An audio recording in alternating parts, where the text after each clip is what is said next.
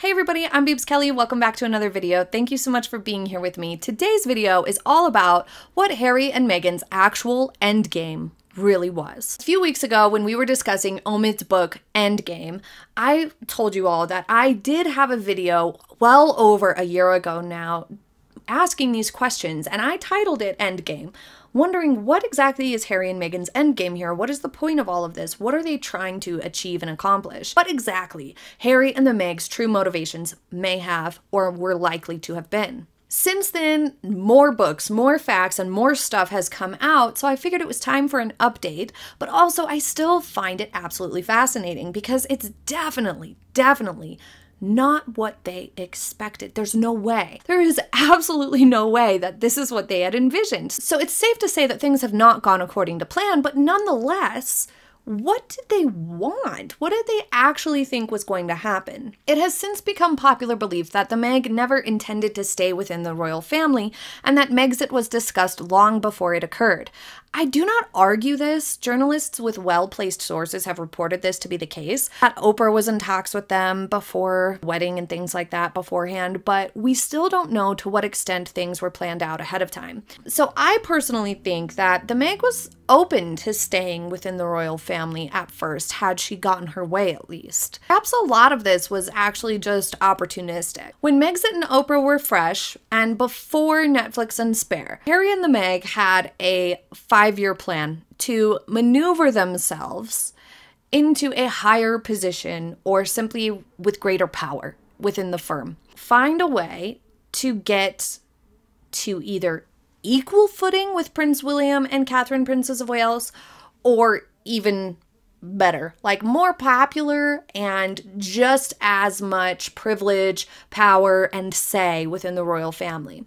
And all that stirring of the pot was at first to gain leverage to be able to get this accomplished and get what they wanted. At which point they would return triumphantly to the royal family after a public apology and get what they wanted and feel like they had the upper hand. Meghan thought this path would lead to more adoration and greater fame and power in general, to have more control over like what engagements she did and what patronage she had, how they run their household and their privileges like paid interviews, for example, or sponsorship deals and things like that. I think that she thought she would get to that point because remember, after Princess Diana divorced Charles, King Charles now, she did have sort of this elevated royal celebrity status to an extent. She was doing photo shoots and magazine covers, but she still had this royal family air to her. She was still invited to certain things. She was still referred to as Princess Diana. She still had all of these royal family sort of fairy dust about her. That greatly influenced what Meghan thought she could accomplish. That she thought, well, I've been in the royal family and can now get the same levels of fame and opportunity, money, etc., as Princess Diana had, whilst being considered a royal. But she missed the huge fact that Princess Diana was the mother to the heir to the throne. She was married to the heir to the throne for a while, and she had been part of the royal family, a normal working royal, for years before she divorced Charles. So Meghan jumping to that way too quickly, prevented it from working at all, but not that it would have worked out for her in any way, shape, or form. But I think that that influenced what she thought she could do upon leaving with Megxit. At the beginning with Megxit and the exchange of announcements, that first year of 2020, it seemed that Harry and Meghan genuinely thought they would be begged back. They thought the public would be chanting their names and demanding their return. They thought that the monarchy would need them. The Queen would be saddened and asked what it would take for them to come back. They thought that by leaving, everyone would immediately be like, please come back, we need you. And just like difficult people in real life, who have a pattern of making plans and backing out or causing chaos and things like that, it's more because they want to be asked to come. They want to be asked. They want to be put in this position where they feel like they've been asked to show up and that they're doing you a favor in some way, shape, or form. They want you to be like, no, please, it won't be the same without you. You have to come. You have to be there. We won't do it without you type of thing. It's all about attention and control to some extent. They thought that that would be this power play, at which point they would have that leverage to say, not unless you apologize, not unless we get this and that. But when that wasn't happening, they agreed to do Oprah in 2021. The victimhood narrative would, at minimum, turn the tides of public opinion, but ideally get the palace to renegotiate their return. Because Harry and Meghan were given a year to change their minds, not the other way around. It wasn't the palace will think about it for a year and ask you to come back. It was the palace said, you may either stay and follow rules or you may go. Take a year to think about it, your choice. But Harry and Meghan really wanted something else. Some think they wanted to bring down the monarchy or money or power, but I think a great deal of it had to do with adoration and, as I said, wanting to be equal to the Prince and Princess of Wales. Because they thought Oprah would kickstart their return negotiations. That, if nothing else had yet up until that point, which it hadn't, that Oprah would be the Hail Mary. That's what Harry and Meghan thought Oprah would accomplish. So this was their second attempt and second bluff, to be quite frank, overestimating their own power in this situation a great deal, but it also backfired because they lied. And it was immediately proven. At least like 17 lies were proven immediately upon Oprah being published, Oprah's interview with them going live. There were about 17 lies right away, and now they have found 30 lies total in that interview alone. So Meghan came across as fake and manipulative on top of it. And in a classically sort of narcissistic type of habit, she thought she would come across so perfectly and relatable and genuine and victim-y, but she came across so fake. It was terrible. Like, nobody, I think, watched Oprah and thought, wow, she's just really a good human being, a total champion and total victim, and good for her for speaking out, and we need to feel bad for her. I don't think many people thought that. The press ran with that there was this race issue and that Meghan dealt with racism because that is a sensational headline that will sell. It will run and make money for the media. But it wasn't something that people really believed. Their claims, really, right then and there, squashed the possibility of them returning to the royal family working life because it instantly became a circus, and how awful for the interpersonal relationships involved as well.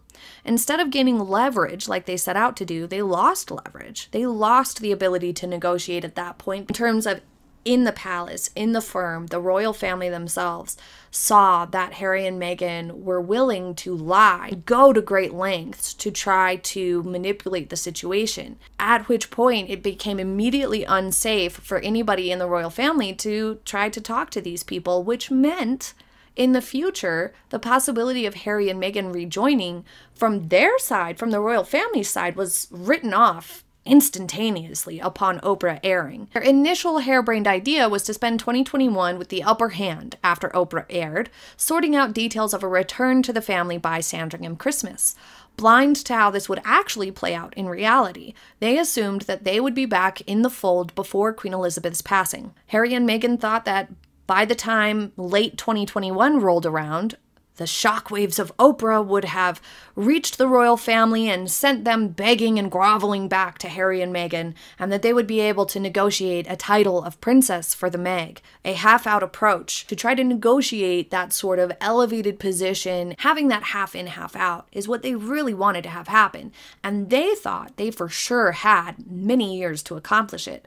So they spent 2020 kind of waiting it out. Everybody was dealing with the pandemic. And then by 2021 did Oprah and thought for sure by December 2021 they would be able to sort out a deal with the royal family.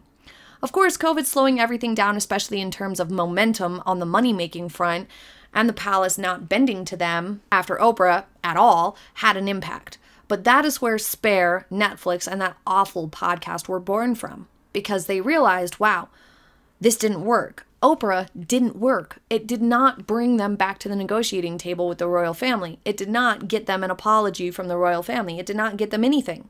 from the royal family at all. So at that point, they had no choice but to pivot to justifying their actions, continually drilling home these "we were the good guys, they are the bad guys" talking points, because if Harry and Meghan stop drilling that point home, then they look like idiots. Unfortunately for them, it hasn't worked, and people still think they look like idiots. They still look like bullies. They still look unjustified in everything that they've done, and nothing seems to be working because it's all based on these manipulations and lies that started way back in Oprah, and these fanciful, grandiose ideas that started way before that.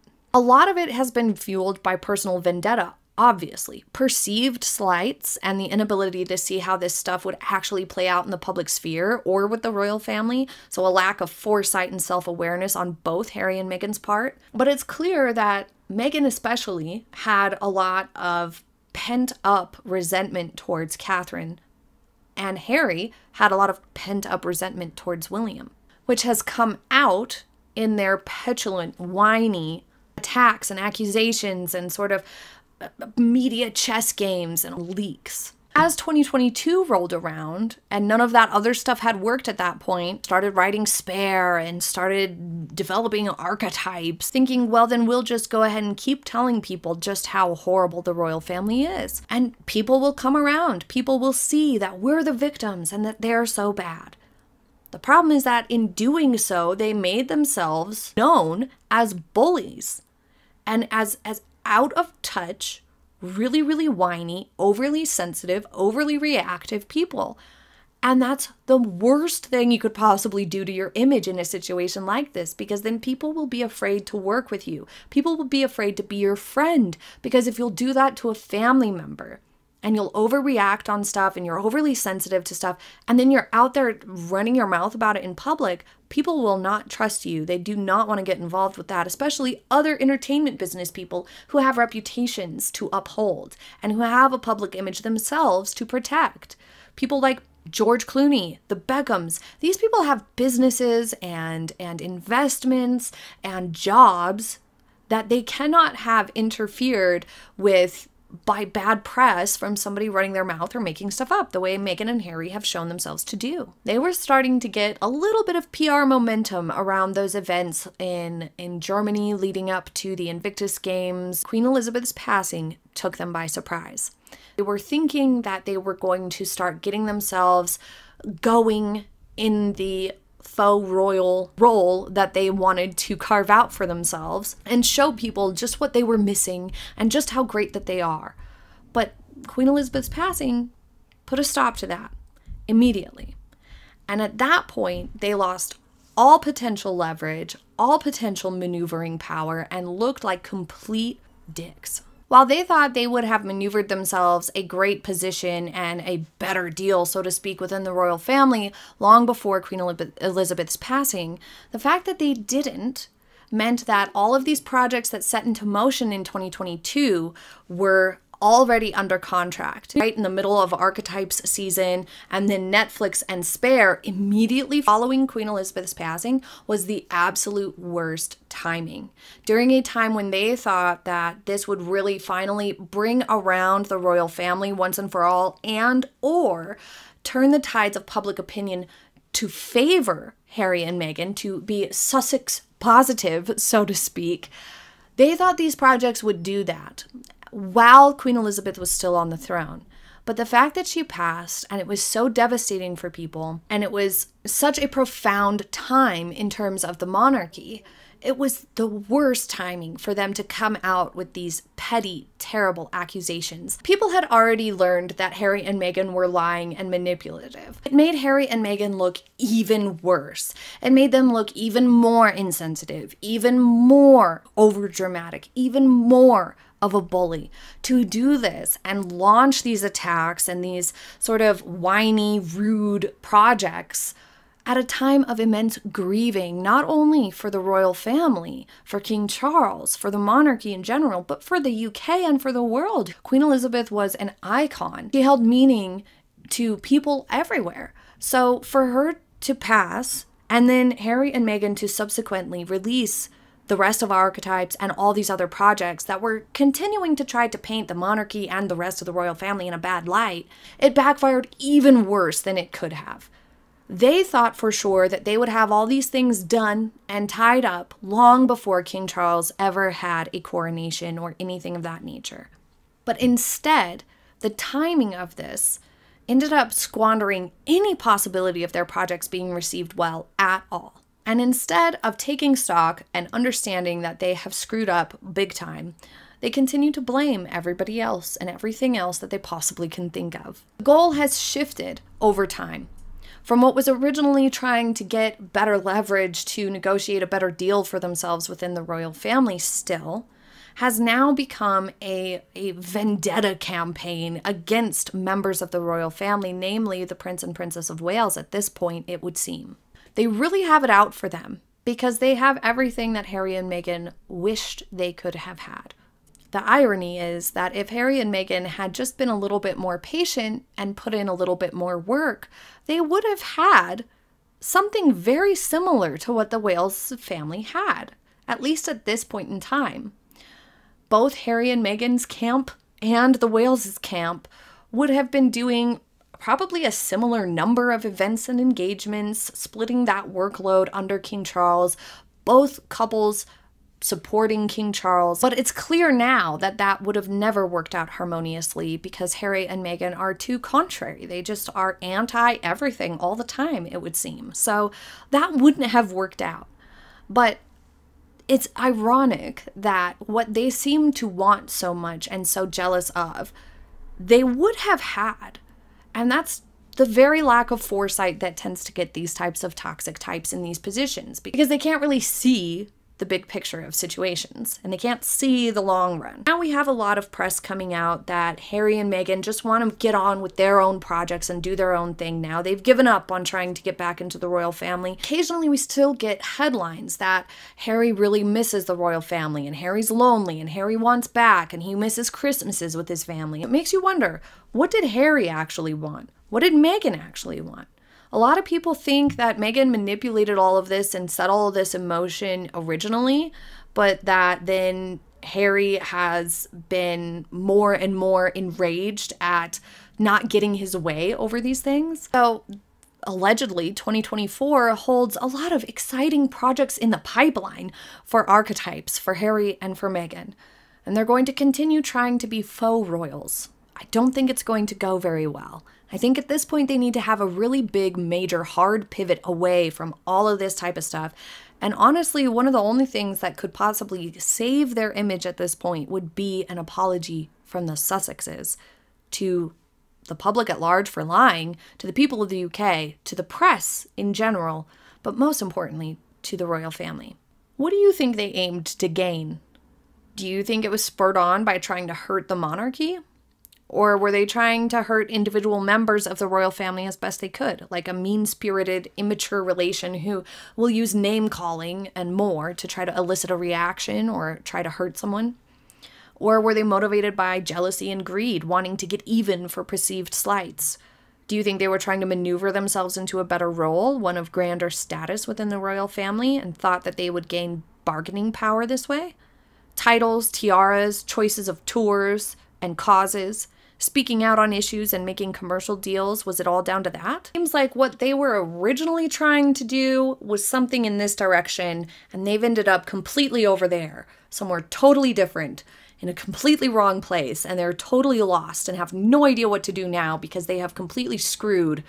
They've burned all their bridges, they've completely screwed up all their plans, they have ruined all of their potential business deals, and they are continuing to just blame everyone else. They literally have alienated themselves in the biggest way possible from not only business contacts and associates in Hollywood that could possibly do work with them and help them to become successful and independent like they said they wanted to, but they've also completely burned any bridges from the UK and from people there who may have been willing to help them rebuild their relationships with people from the royal family. Like, it's all just shot now at this point. And the most hilarious fact of this whole mess is that they have inadvertently elevated the members of the royal family to even bigger, better popularity and status. People like them more than they probably would have had Harry and Meghan not thrown these tantrums. People respect the royal family for not getting in the mud and arguing or clapping back or making statements about anything that these clowns have been doing. So the royal family has actually ended up benefiting bigly from Harry and Meghan's big mess. Please leave your thoughts in the comments. I cannot wait to hear. I absolutely love these fascinating discussions and hearing from you all and your theories and things that you have heard. Thank you so much for being here with me. I hope you have a very happy day ahead, and I will see you next time. Bye.